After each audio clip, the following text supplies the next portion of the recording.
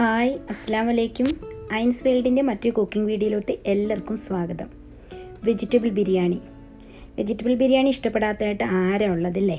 അപ്പോൾ നമുക്കിന്ന് വെജ് ബിരിയാണി എങ്ങനെയാണ് തയ്യാറാക്കിയെടുക്കുന്നതെന്ന് നോക്കാം. നിങ്ങൾ ആരെങ്കിലും ആദ്യമായിട്ട് എൻ്റെ ചാനൽ കാണുന്നുണ്ടെങ്കിൽ ദയവേത് സബ്സ്ക്രൈബ് ചെയ്യുക, ലൈക്ക് ചെയ്യുക, ഷെയർ ചെയ്യുക, കമൻറ്റ് ചെയ്യുക. അപ്പോൾ വെജ് ബിരിയാണി ഉണ്ടാക്കുന്നതിന് വേണ്ടി ഞാൻ വെജിറ്റബിൾസൊക്കെ വൃത്തിയാക്കി എടുത്തിട്ടുണ്ട്. കോളിഫ്ലവർ, ക്യാരറ്റ്, ക്യാപ്സിക്കം, ബീൻസ്, ഇതെല്ലാം എടുത്തിട്ടുണ്ട്. അത്യാവശ്യം നിങ്ങൾക്ക് ഇഷ്ടമുള്ള വെജിറ്റബിൾസ് ഇതിലേക്ക് എടുക്കാം. ഞാൻ റെഡ് ചില്ലി കൂടി ഇതിനകത്ത് കട്ട് ചെയ്തിട്ടിട്ടുണ്ട്. ഒരു ക്യാരറ്റ്, ഒരു ക്യാപ്സിക്കം അങ്ങനെ എടുത്തേക്കുന്നത്. കോളിഫ്ലവർ പകുതി എടുത്തിട്ടുണ്ട്.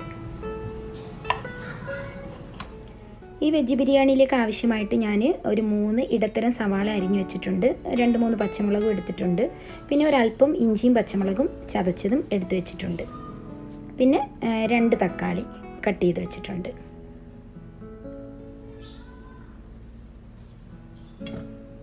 ഇനി നമുക്ക് ബിരിയാണി വെക്കാനുള്ള പാത്രം വെച്ച് കൊടുക്കാം. അത് ചൂടായതിന് ശേഷം അതിലേക്ക് ഓയിൽ ഒഴിച്ചു കൊടുക്കണം ആവശ്യത്തിന്. സൺഫ്ലവർ ഓയിലാണ് ഞാനിവിടെ യൂസ് ചെയ്യുന്നത്.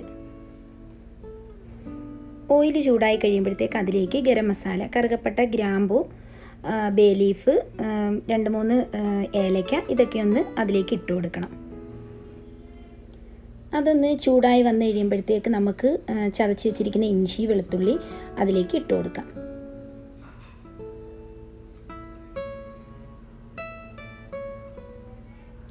അതുകൂടി എണ്ണയ്ക്കകത്തിട്ടൊന്ന് അതിൻ്റെ പച്ചച്ചെവ മാറുന്നിടം വരെ ഇളക്കി കൊടുക്കണം.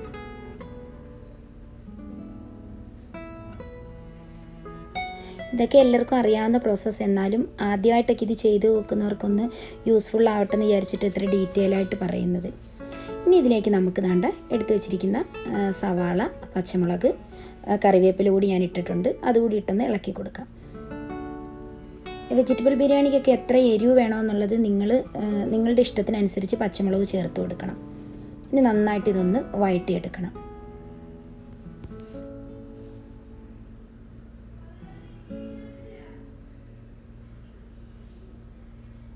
ആവശ്യത്തിന് ഇത് വാടാൻ ആവശ്യമുള്ള ഉപ്പ് കൂടി നമുക്ക് ഇട്ട് കൊടുക്കാം. ഉപ്പ് ഇട്ട് കൊടുത്തു കഴിഞ്ഞാൽ ഉള്ളിയൊക്കെ പെട്ടെന്ന് വാടിക്കിട്ടും.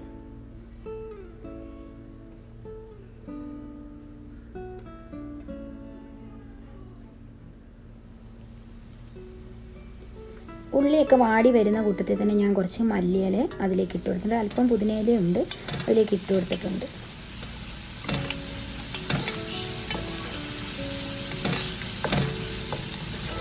ഈ മല്ലിയിലയുടെയും പുതിനയിലയുടെയും ഒക്കെ ഒരു ഫ്ലേവർ ഇറങ്ങുമ്പോൾ നല്ല ഒരു ടേസ്റ്റ് കിട്ടും ബിരിയാണിക്ക്. ഇനി നമുക്ക് ഇതിനകത്ത് തക്കാളി ആഡ് ചെയ്ത് കൊടുക്കാം.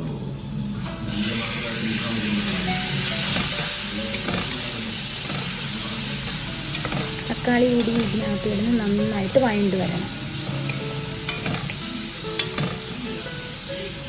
തക്കാളിയൊക്കെ വഴണ്ട് വന്നിട്ടുണ്ട്. തക്കാളി, ഉള്ളി എല്ലാം വഴണ്ട് വന്നിട്ടുണ്ട് നന്നായിട്ട്. ഇനി നമുക്കിതിലേക്ക് ഒരല്പം മഞ്ഞൾപ്പൊടി, 1/2 സ്പൂണോളം വരുന്ന മഞ്ഞൾപ്പൊടി ഇട്ട് കൊടുക്കാം.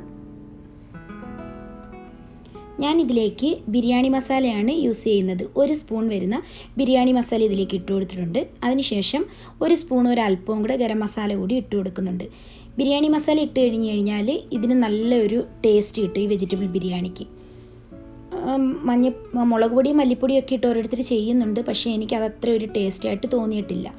ഇനിയിപ്പോൾ ഇത് നന്നായിട്ട് അങ്ങോട്ട് വഴറ്റി കൊടുക്കുക.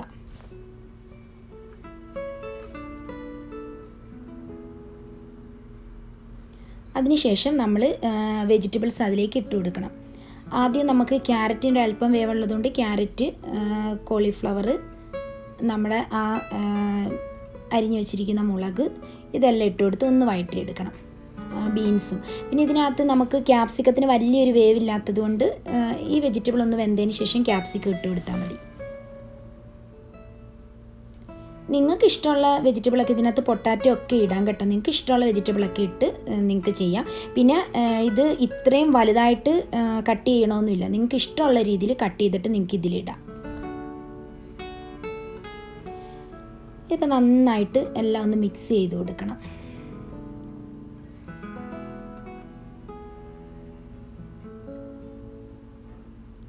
അതിനുശേഷം ആവശ്യത്തിന് ഉപ്പിട്ട് കൊടുക്കുക. വെജിറ്റബിൾസിനകത്ത് പിടിക്കാനും വേണ്ടിയുള്ള ഉപ്പ് നമ്മൾ ഇട്ട് കൊടുക്കണം.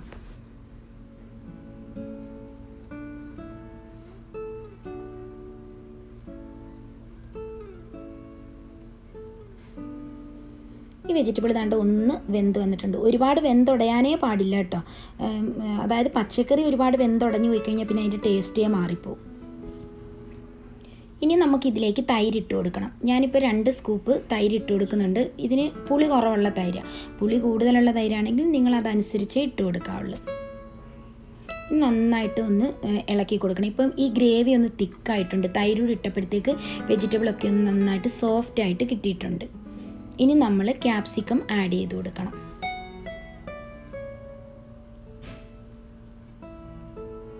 ക്യാപ്സിക്കം ഇട്ട് കൊടുത്തൊരു 2 മിനിറ്റ് കഴിയുമ്പോഴത്തേക്ക് പിന്നെ നമുക്ക് ദം ചെയ്യാനുള്ള ഒരു ടൈം ആവും.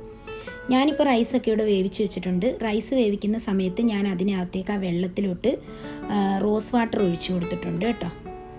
കാരണം നമ്മുടെ മീറ്റൊന്നും അല്ലല്ലോ നമ്മൾ ചെയ്യുന്നത്. അപ്പോൾ ഒരു ഫ്ലേവറിന് വേണ്ടി റൈസിന് ഇത് നന്നായിട്ട് ഇളക്കി ആ തൈരൊക്കെ എല്ലായിടും ഒന്ന് പിടിച്ച് ഇതായിട്ട് കിട്ടണം.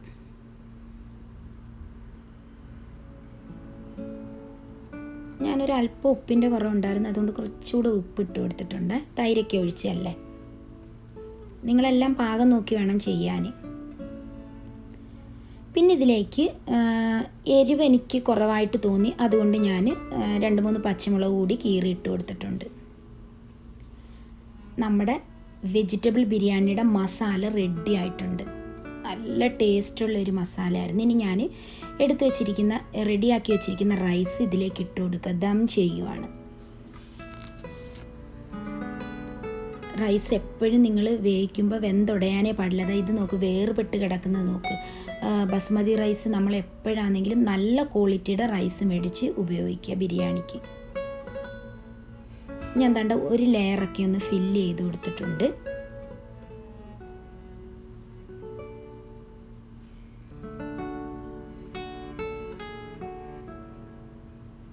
ഇനി അതിലേക്ക് ഞാൻ കുറച്ച് നെയ്യ് ആഡ് ചെയ്ത് കൊടുക്കുന്നുണ്ട്. നിങ്ങൾക്ക് നെയ്യുടെ ടേസ്റ്റൊക്കെ ഇഷ്ടമാണെങ്കിൽ നിങ്ങളുടെ ഇഷ്ടത്തിനനുസരിച്ച് നിങ്ങൾ നെയ്യ് ഒഴിച്ചു കൊടുക്കുക. ഞാനിപ്പോൾ ഇവിടെ 2-3 സ്പൂണ് RKG ആണ് കേട്ടോ ഒഴിച്ചു കൊടുക്കുന്നുണ്ട്.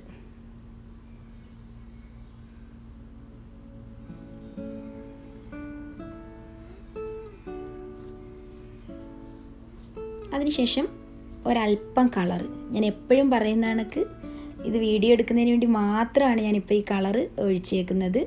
നിങ്ങൾക്ക് ആവശ്യമുണ്ടെങ്കിൽ മാത്രം കളർ ഉപയോഗിച്ചാൽ മതി.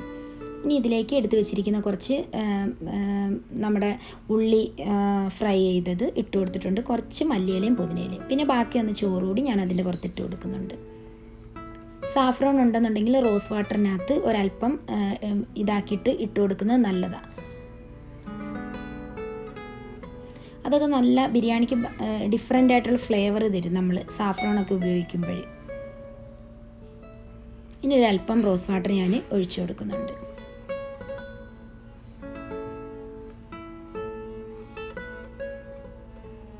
അതിനുശേഷം നമ്മൾ ആവശ്യത്തിന് നെയ്യ് അതിലേക്ക് ഒഴിച്ചു കൊടുക്കുക. 2-3 സ്പൂൺ നെയ്യ്. RKG ഒക്കെ ഒരു പ്രത്യേക ടേസ്റ്റ് വരുന്നതാണ്. എന്താ പറയുക, നമ്മളിവിടെ ഉള്ള നെയ്യേക്കാൾ എനിക്കിഷ്ടം RKG, ഭയങ്കര ഇഷ്ടം എനിക്ക് RKG. നല്ല ഒരു ടേസ്റ്റാണ് ബിരിയാണിക്ക്. അതുപോലെ മിൽമാട നെയ്യ്, അത് നല്ല ടേസ്റ്റ് വരുന്നതാണ്. ഇനി അതിലേക്ക് വീണ്ടും വറുത്ത് വെച്ചിരിക്കുന്ന ഉള്ളിയും മല്ലിയിലയും പുതിനയിലേക്ക് ഒന്ന് ഇട്ട് കൊടുക്കുക. ലെയർ ചെയ്യുന്നതൊന്നും നമ്മൾ പറയേണ്ട കാര്യമില്ലല്ലോ, എല്ലാവരും ബിരിയാണി ദം ചെയ്തെടുക്കുന്നതാണ്. അതുകൊണ്ടിപ്പോൾ എല്ലാം ബിരിയാണിയുടെ ദമ്മ് പരിപാടിയെല്ലാം കഴിഞ്ഞ് നെയ്യെല്ലാം ഒഴിച്ച് എല്ലാം സെറ്റാക്കിയിട്ടുണ്ട്. ഇനി നമുക്ക് ദം ചെയ്യാൻ വെക്കാം. ചെറിയ തീയിൽ എപ്പോഴും ഒരു 15 മിനിറ്റോളം ദം ചെയ്യാൻ വെക്കുക. അതിനുശേഷം വീണ്ടും ഒരു 10-20 മിനിറ്റ് ശേഷമേ നിങ്ങളത് ഓപ്പൺ ചെയ്യാനുള്ളതാണ്. ഞാനിപ്പോൾ ഓപ്പൺ ചെയ്തിട്ടുണ്ട്. നന്നായിട്ട് എല്ലായിടവും ചൂട് കയറിയിട്ടുണ്ട്, സെറ്റായിട്ടുണ്ട് ബിരിയാണി. നമുക്കൊരു പാത്രത്തിലോട്ട് മാറ്റാം. നല്ല ലെയറായിട്ട് നല്ല വേർപെട്ട് കിടക്കുന്ന ഒരു വെജിറ്റബിൾ ബിരിയാണി. ചോറൊന്നും ഒരു ശകലം പോലും ഒട്ടിയിട്ടില്ല. അരി നമ്മൾ റൈസ് വേവിക്കുമ്പോൾ എപ്പോഴും ഒരല്പം നെയ്യും നാരങ്ങ നീരും അതിലേക്ക് ഒഴിക്കുക. അടിപൊളിയായിട്ടുള്ളൊരു വെജിറ്റബിൾ ബിരിയാണി ആയിരുന്നു. നല്ല ടേസ്റ്റായിരുന്നു കഴിക്കാനായിട്ട്.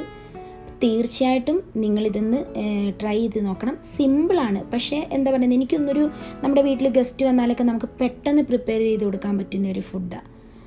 നിങ്ങളെല്ലാവരും ട്രൈ ചെയ്യുമെന്നുള്ള വിശ്വാസത്തിൽ കൂട്ടത്തിൽ എൻ്റെ ചാനൽ കൂടി ഒന്ന് സബ്സ്ക്രൈബ് ചെയ്യണം. അപ്പം മറ്റു വീഡിയോ ആയിട്ട് ഉടനെ നമുക്ക് കാണാം.